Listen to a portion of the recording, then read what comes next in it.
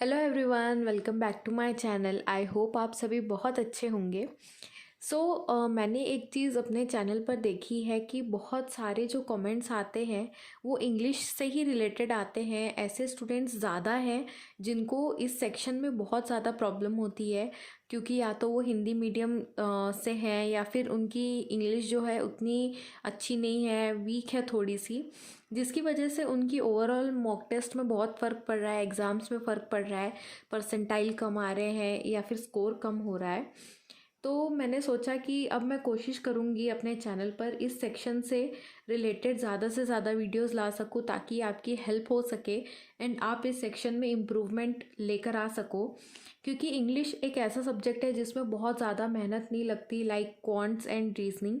इसमें आप decent score कर सकते हो अगर आप कंसिस्टेंसी रखते हो एंड अगर आप प्रैक्टिस करते हो ज़्यादा से ज़्यादा क्वेश्चंस की। तो इंग्लिश के ऊपर मैंने एक बहुत अच्छी वीडियो बनाई है स्ट्रैटेजी के ऊपर। अगर आपने नहीं देखी है तो आप मेरे चैनल पर जाकर देख सकते हो। उसमें मैंने आप लोगों को बताया था कि आप sectional test, quizzes, topic test ये सब दिया करिए। इससे क्या है कि आपका जो है इस सेक्शन में इम्प्रूवमेंट दिखेगा। तो मैंने सोचा कि आज मैं इस वीडियो में आप लोगों को बताऊंगी कि कैसे इंग्लिश का सेक्शन आपको अप्रोच करना है, कैसे आपको अटेम्प्ट करना है, कौन से क्वेश्चंस को आपको पहले अटेम्प्ट करना है, किसको बाद में करना है, कौन से क्वेश्चंस को स्किप करना है। ये मेरी पर्सनल स्ट्रैटेजी है। यही अप्रोच से मैंने जितने भी एग्ज़ाम्स क्लियर किए हैं, प्रीलिम्स, मेंस, मैंने इंग्लिश के सेक्शन में यही अप्रोच से मैंने क्वेश्चन को अटेम्प्ट किया है, इस सेक्शन को क्वेश्चंस को अटेम्प्ट किया है। तो अगर आपको ये वीडियो हेल्पफुल लगती है तो मुझे कमेंट करके ज़रूर बताना। एंड और भी जो भी डाउट्स होते हैं आपको, आप मुझे कमेंट सेक्शन में पूछ सकते हो।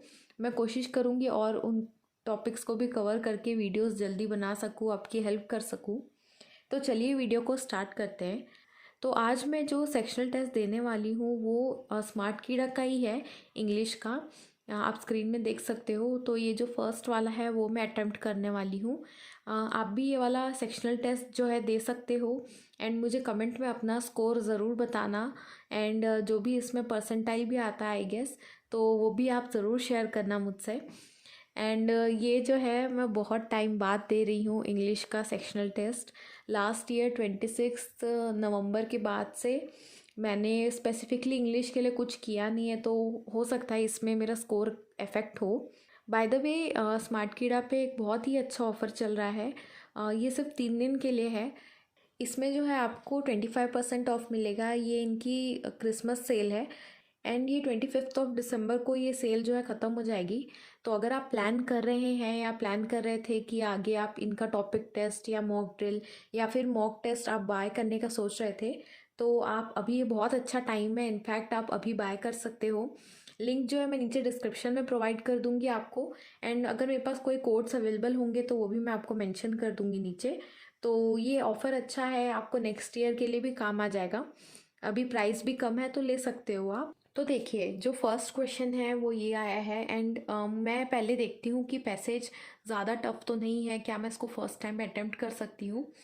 तो जहाँ तक कि मैं देख पा रही हूँ ये इतना टफ नहीं है, तो मैं इसको अटेम्प्ट करूँगी।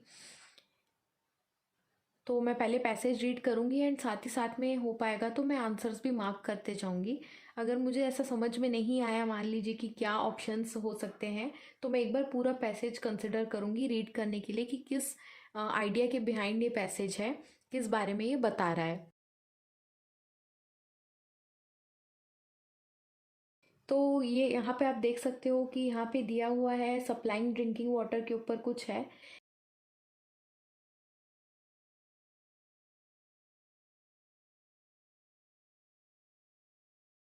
तो यहाँ पे क्वेश्चन के हिसाब से सबसे रेलेवेंट आंसर मुझे सेफ ड्रिंकिंग वाटर ही लग रहा है। अब देखिए यहाँ पे रीडिंग कितनी काम आती है। जब आप आर्टिकल्स रीड करते हो एनवायरनमेंट से रिलेटेड या कोई भी एडिटोरियल्स रीड करते हो, तो उसमें आप पढ़ोगे जैसे लाइन बार बार, safe drinking water, safe drinking water. आपने कभी ये थोड़ी सुना होगा रिस्की ड्रिंकिंग वाटर या अट्रैक्टिव ड्रिंकिंग वाटर। ये चीज़ आपको रीडिंग से ही देखिए कितनी हेल्प मिल जाती है आपको। सेफ ड्रिंकिंग वाटर आप जब पैसेज पढ़ोगे तभी आपको समझ में आ जाएगा कि यही इसका आंसर है।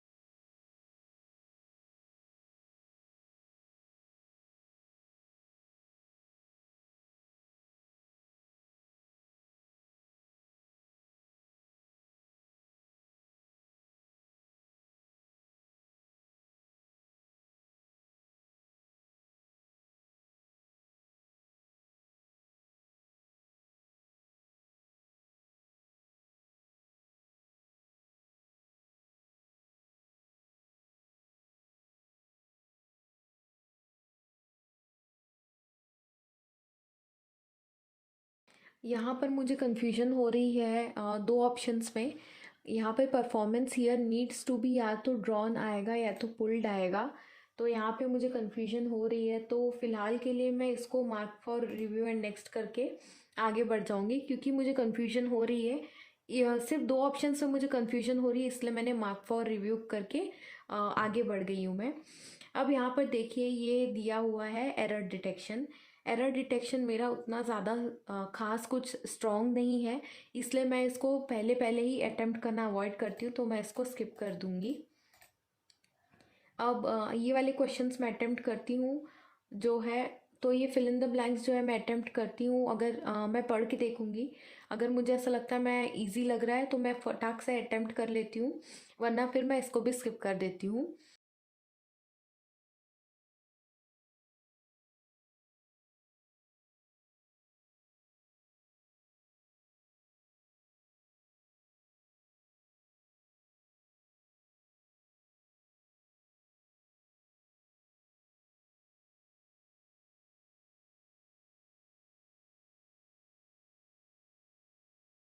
अब देखिए ये जो क्वेश्चन है इसमें मैंने एक बार आपको बताया था कि एलिमिनेशन मेथड काम आता है। यहाँ पर आप एक एक ऑप्शन को एलिमिनेट करोगे तो आपको फाइनली आपको आंसर मिल जाएगा। अब यहाँ पर देखिए, यहाँ पे दिया है सोशल मीडिया, इसको आप फिट करेंगे social media agent provide simple. तो ये ग्रामेटिकली इनकरेक्ट है, क्योंकि अगर सोशल मीडिया एजेंट एक सिंगल एंटिटी के बारे में बात कर रहा है तो यहाँ पे प्रोवाइड नहीं आएगा, प्रोवाइड्स आएगा। तो इस वजह से वैसे ही ये वाला ऑप्शन गलत हो गया। इसके बाद दिया है सोशल मीडिया प्रिंसिपल्स गैदर्स, ये भी इनकरेक्ट हो गया जैसे मैंने आपको बताया था अभी। ये ग्रामेटिकली खराब, ग्रामेटिकली रॉन्ग स्टेटमेंट हो जाएगा। फिर सोशल मीडिया एरिया, ऐसा कुछ होता नहीं है, ये सेंटेंस पढ़ के ही इनकरेक्ट लग रहा है। तो अब देख सकते हो सोशल मीडिया एप्लीकेशंस गिव्स, ये भी ग्रामेटिकली इनकरेक्ट है, तो ये भी गलत होगा। एक ही आंसर बचता है जिसमें यहाँ दिया है सोशल मीडिया प्लेटफॉर्म्स एंड यहाँ पर फिर दिया है ऑफर। तो ये जो रूल है, ये जब आप ग्रामर पढ़ोगे जैसे मैंने आपको बताया था 120 रूल्स, तो उससे आपको पता चल जाएगा कि जब यहाँ पे प्लूरल फॉर्म में दिया होता है तो यहाँ पे सिंगुलर फॉर्म में आता है, मीन्स गैदर्स। तो जब यहाँ पर प्लूरल फॉर्म में दिया रहता है तो उसके बाद एस करके फॉलो अप नहीं होता है। ये चीज़ आप जब पढ़ोगे एंड और एग्जाम्पल्स देखोगे तो आपको समझ में आएगा। इस पर अगर आप चाहते हो कि सेपरेट वीडियो में बनाऊँ तो आप मुझे बताना। मैं एक एक जैसे टॉपिक वाइज है कोशिश करूँगी कवर करने का इंग्लिश के लिए। तो अब नेक्स्ट क्वेश्चन को देखते हैं।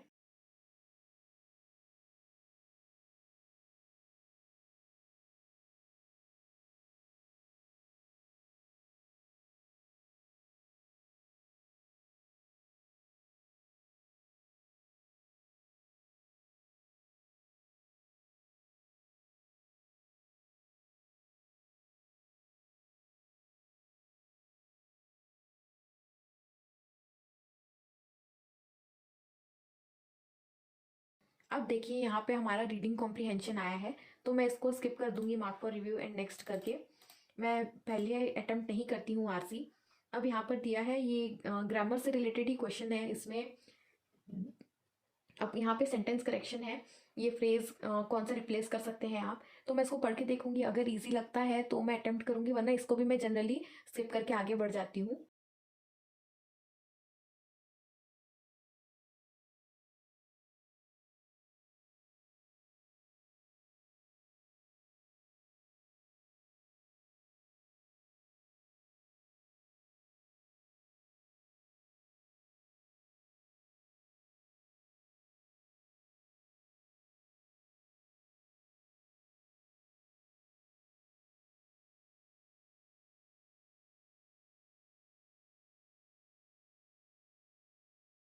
अब आया है सेंटेंस रीअरेंजमेंट।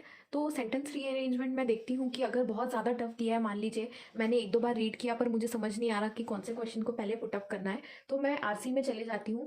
कि जैसे कभी कभी होता है 2 आरसी दी रहती है या 1 आरसी दी रहती है, तो मैं फिर आरसी में स्किप करके लास्ट में इसको सॉल्व करती हूँ, क्योंकि ये जो है ये मेरा वीक पॉइंट था। मैं इसमें बहुत गलतियाँ कर देती हूँ कई बार। तो अभी मैं इसको रीड करके देखती हूँ, अगर मुझे अटेम्प्ट करने लायक लगता है तो मैं इसको अभी सॉल्व करूँगी। अब देखिए यहाँ पे पहला ही स्टेटमेंट बट से स्टार्ट हुआ है, तो ये पैराग्राफ का स्टार्टिंग नहीं होगा, मतलब इनमें से ही कोई फर्स्ट स्टेटमेंट होगा। यहाँ पे ये जो वाइल से स्टार्ट हुआ है ये भी नहीं होगा।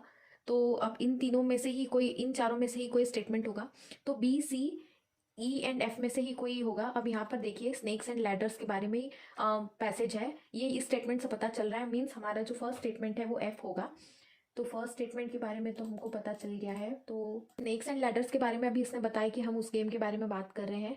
अब मुझे जो है इन दोनों सेंटेंस में कन्फ्यूजन हो रही है, मीन्स सेकेंड एंड थर्ड पे डी एंड ई आएंगे, तो मैं ये छोड़ दूंगी। सेकेंड एंड थर्ड पे डी एंड ई प्रोबेबिलिटी लेके मैं fourth fifth and six statement को अभी सेट करूंगी।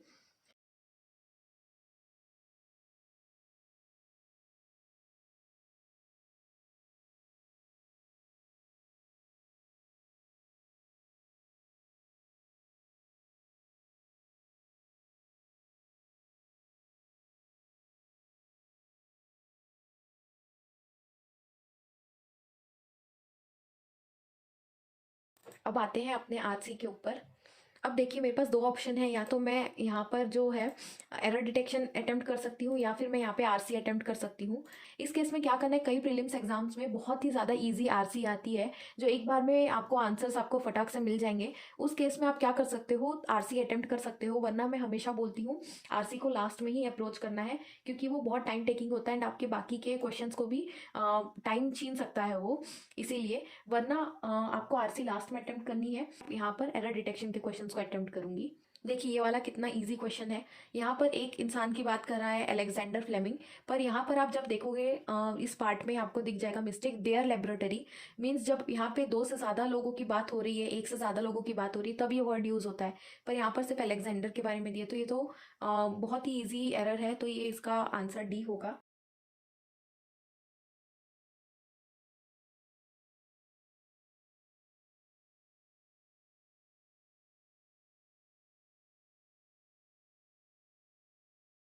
ये यहाँ पे भी मुझे एरर दिख गया, कंसिस्टिंग ऑफ मच प्लैनेट्स, ऐसा कोई सेंटेंस नहीं होता। ये आप जब रीडिंग करोगे तब भी आपको रीडिंग से आप ये क्वेश्चन को सॉल्व कर सकते हैं, तो इसमें डी में एरर है। तो अब मैंने जैसे सारे क्वेश्चन अटेम्प्ट कर लिया, जो मार्क किया उसको छोड़ के अब मैं आरसी को जल्दी जल्दी सॉल्व कर लूँगी।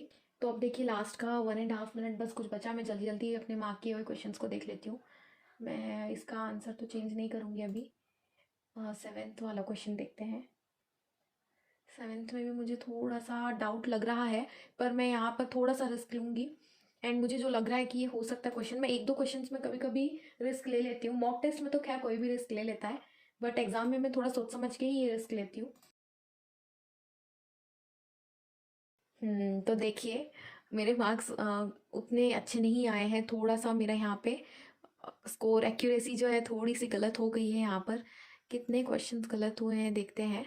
तो देखिए मैंने जैसे आपको बताया था कि रीडिंग कितनी ज़्यादा इंपॉर्टेंट है एंड डेली आपको इंग्लिश सेक्शन में प्रैक्टिस करने की ज़रूरत है। मैं आपको हमेशा बोलती रहती हूँ कंसिस्टेंट रहिए, क्योंकि देखिए अब मैं कितने टाइम से मैं इस सब्जेक्ट के टच में नहीं हूँ, तो मेरी भी यहाँ पे एक्यूरेसी इफेक्ट हुई है 86.67। एक टाइम पे मेरी 98% 95% एक्यूरेसी होती थी इंग्लिश में। एंड देखिए यहाँ पे कितने कम मार्क्स मिले हैं मुझे, 25। मैंने दो तीन गेस वर्क भी किए थे, तो शायद वो गलत हो गए हैं। मैं देखती हूँ अभी कितने क्वेश्चंस गलत हुए हैं यहाँ पर। तो ये देखिए ये 10th वाला जो क्वेश्चन है, इसमें मुझे डाउट लग रहा था, ये गलत हो गया। एरर डिटेक्शन में मेरा जो है गलत होता ही है आंसर्स, इसीलिए मैं इसको हमेशा अवॉइड करती हूँ, स्किप कर देती हूँ, फर्स्ट टाइम में ही अटेम्प्ट नहीं करती हूँ।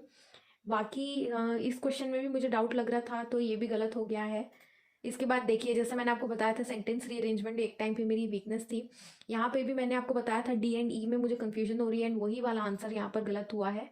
तो ऑब्वियसली मैं भी इस सब्जेक्ट के टच में नहीं थी, इसीलिए मेरे मार्क्स यहाँ पे एक्यूरेसी थोड़ी सी वो हो गई। भले यहाँ पे परसेंटाइल 98.77 हो एंड रैंक ऐसी हो, बट मैं हमेशा ध्यान देती हूँ अपनी एक्यूरेसी के ऊपर, जो कि बहुत कम है। अगर मेरे 27-28 मार्क्स होते तो भी ठीक था, बट कोई ना।